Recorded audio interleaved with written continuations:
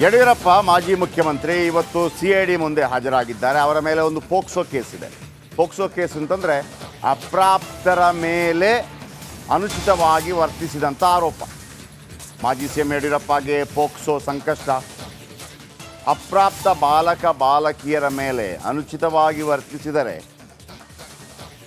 ಅವರ ವಿರುದ್ಧ POCSO case ಹಾಕಲಾಗುತ್ತೆ. ತನಿಖಾಧಿಕಾರಿ ಪೃಥ್ವಿ ಮುಂದೆ ಹಾಜರಾಗಿದ್ದಾರೆ BSY. ಯಡಿಯೂರಪ್ಪ ಅವರ ಮೇಲೆ ಒಂದು ಆರೋಪ ಬಂದಿತ್ತು. ಆ ಆರೋಪ ಮಾಡಿದಂಥ ಮಹಿಳೆ ಇದೀಗ ಸತ್ತೋಗಿದ್ದಾರೆ. ಆ ನಂತರ ಮಹಿಳೆಯ ಮಗ ಆ ಕೇಸನ್ನು ಮುಂದುವರಿಸಿದ್ದಾರೆ. ಹಾಗಾಗಿ ಜೂನ್ 11ನೇ ತಾರೀಕು ಅವರಿಗೆ CID ನೋಟಿಸ್ ಕೊಟ್ಟಿತ್ತು. ಜೂನ್ 12ನೇ ತಾರೀಕಿಗೆ ಹಾಜರಾಗಿ ಅಂತೇಳಿ ಅವರು ಹಾಜರಾಗಲಿಲ್ಲ. ಹಾಗಾಗಿ ಅವರನ್ನು ಬಂಧಿಸುವಂತೆ CID ಹೊರಟಿತ್ತು. ದೃಶ್ಯ ಬರ್ತಾ ಇದೆ ನೋಡಿ. ಈ ಟೊಯೋಟಾ ಕಾರ್ ಇದೆಯಲ್ಲ, ಇದು 1.5 ಕೋಟಿ ಕಾರು. ಆ ಕಾರಲ್ಲಿದ್ದಾರೆ ಯಡಿಯೂರಪ್ಪ. ಈಗಾಗಲೇ ಬರ್ತಾ ಇದ್ದಾರೆ CID ಕಚೇರಿಗೆ. CID ವಿಚಾರಣೆಗೆ ಹಾಜರಾಗಿದ್ದಾರೆ ಯಡಿಯೂರಪ್ಪ. 17ನೇ ತಾರೀಕು ಬರ್ತೀನಿ ಅಂತ ಹೇಳಿದರು. 11ನೇ ತಾರೀಕು ಅವರಿಗೆ ನೋಟಿಸ್ ಕೊಟ್ಟಿತ್ತು CID. 12ನೇ ತಾರೀಕು ಹಾಜರಾಗಬೇಕು ಅಂತ ಹಾಜರಾಗಲಿಕ್ಕಾಗಿಲ್ಲ. 13ನೇ ತಾರೀಕು ಅವರನ್ನು ಬಂಧನ ಮಾಡೋದಕ್ಕೆ ಮುಂದಾಗಿತ್ತು. ಆದರೆ ಅವರು ಇರಲಿಲ್ಲ. ಆ ಸಂದರ್ಭದಲ್ಲಿ ಕೋರ್ಟ್ನಲ್ಲಿ ಜಾಮೀನು ಅರ್ಜಿಗಾಗಿ ವಿಚಾರಣೆ ನಡೆದಿತ್ತು. ಆ ನಂತರ ಕೋರ್ಟ್ ಇಲ್ಲ, ಬಂಧಿಸಬೇಡಿ, 17ನೇ ತಾರೀಕಿಗೆ ಬರ್ತಾರೆ ಅಂತ ಹೇಳಿತ್ತು.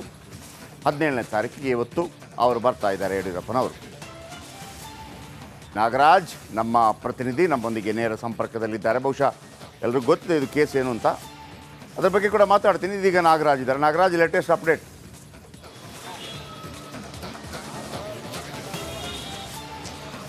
ಜಯಪ್ರಕಾಶ್ ಶೆಟ್ಟಿ, ಈಗಷ್ಟೇ ಯಡಿಯೂರಪ್ಪ ಅವರು ಏನೋ ಒಂದು ನ್ಯಾಯಾಲಯದ ನಿರ್ದೇಶನ ಇತ್ತು, ಜೊತೆಗೆ ಅವರೇ ಒಂದು ಹೇಳಿಕೆಯನ್ನು ಬಿಡುಗಡೆ ಮಾಡಿದ್ರು. CID ಅಧಿಕಾರಿಗಳಿಗೆ ನೀಡಿದ್ರು ಉತ್ತರವನ್ನು. 17ನೇ ತಾರೀಕು ನಾನು ವಿಚಾರಣೆಗೆ ಹಾಜರಾಗ್ತೀನಿ ಅಂತೇಳಿ. ಅದರಂತೆ ಈಗ ವಿಚಾರಣೆಗೆ BS ಯಡಿಯೂರಪ್ಪ ಹಾಜರಾಗಿರ್ತಕ್ಕಂಥದ್ದು. ಇನ್ನು ಈ ಒಂದು ಕೇಸ್ನಲ್ಲಿ ಈಗಾಗಲೇ ಏನು MJ ಪೃಥ್ವಿ ಅಂತೇಳಿ ತನಿಖಾಧಿಕಾರಿ ಇದ್ದರು. ವರ್ಗಾವಣೆ ಕಾರಣವಾಗಿ ಅವರು ಈಗಾಗಲೇ ಟ್ರಾನ್ಸ್ಫರ್ ಆಗಿರೋದ್ರಿಂದ ಆ ಜಾಗಕ್ಕೆ DYSP ಪುನೀತ್ ಎಂಬವರನ್ನು ತನಿಖಾಧಿಕಾರಿಯಾಗಿ ನೇಮಕ ಮಾಡಿರ್ತಕ್ಕಂಥದ್ದು. ಈಗ ಅವರ ಸಮ್ಮುಖದಲ್ಲಿ ಈ ಒಂದು BS ಯಡಿಯೂರಪ್ಪ ಅವರ ಒಂದು ವಿಚಾರಣೆ ನಡೆಯುವಂಥದ್ದು. ಈಗ ಲಭ್ಯ ಆಗ್ತಾರೋ ಮಾಹಿತಿಗಳ ಪ್ರಕಾರ ಏನು ಅವರು ನೇರವಾಗಿ CID ಕಚೇರಿಗೆ ಬಂದರು. ನೇರವಾಗಿ ತನಿಖಾಧಿಕಾರಿ DYSP ಪುನೀತ್ ಅವರ ಎದುರು ಹಾಜರಾಗಿದ್ದಾರೆ ಅನ್ನೋ ಮಾಹಿತಿಗಳು ಲಭ್ಯ ಆಗ್ತಾ ಇರ್ತಕ್ಕಂಥದ್ದು. ಇಲ್ಲಿ ಪ್ರಮುಖವಾಗಿ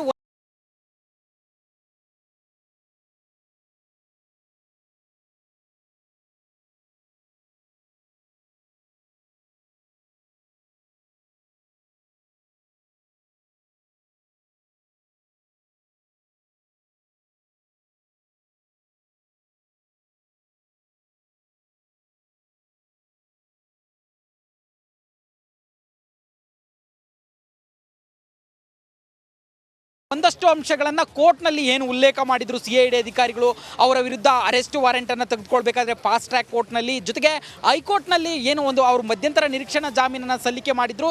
ಇದಕ್ಕೆ ಆಕ್ಷೇಪಣೆ ಸಲ್ಲಿಸಬೇಕಾದ್ರೆ ಒಂದಷ್ಟು ಅಂಶಗಳನ್ನು CID ಅಧಿಕಾರಿಗಳು ಉಲ್ಲೇಖವನ್ನು ಮಾಡಿದರು. ಅದರಲ್ಲಿ ಪ್ರಮುಖವಾಗಿ ಅವರ ಮೊಬೈಲ್ಗಳ FSL ರಿಪೋರ್ಟ್ ಇರ್ಬೋದು, ಅಥವಾ ಅವರ ವಾಯ್ಸ್ ಸ್ಯಾಂಪಲ್ಗೆ ಸಂಬಂಧಿಸಿದಂಥ FSL ರಿಪೋರ್ಟ್ ಇರ್ಬೋದು, ಮತ್ತು ಸಾಕ್ಷಿಗಳ ಮೇಲೆ ಪ್ರಭಾವ ಬೀರೋದ್ರ ಬಗ್ಗೆ ಉಲ್ಲೇಖವನ್ನು ಮಾಡಿದರು. ಈ ಅಂಶಗಳನ್ನು ಇಟ್ಕೊಂಡು BS ಯಡಿಯೂರಪ್ಪ ಅವರ ವಿಚಾರಣೆ ಇವತ್ತು ನಡೆಯುವಂಥದ್ದು.